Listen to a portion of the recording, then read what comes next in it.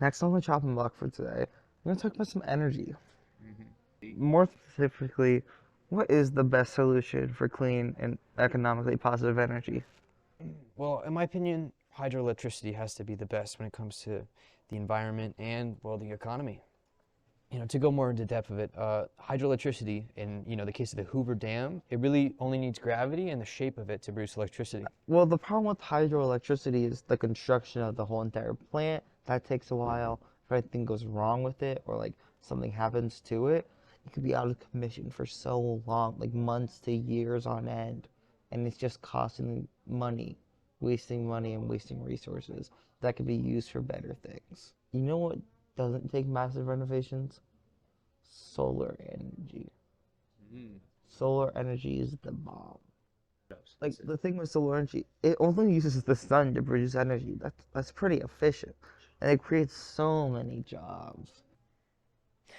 Yeah, well, I mean, solar is great and all, but unfortunately, it only works for about uh, 25% of the year because of renovations, uh, the weather, clouds getting in the way, which is a lot less than everything else.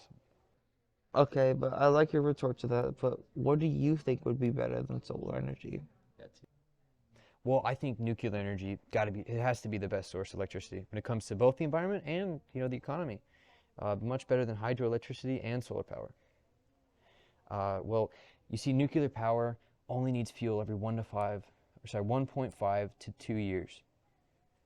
It produces many jobs. It needs, not a lot of maintenance, and it only produces water vapor as an exhaust. In addition to this, it runs for 93% of the year versus solar power is 25% of the year because of how it's built to run on these long stretches of time.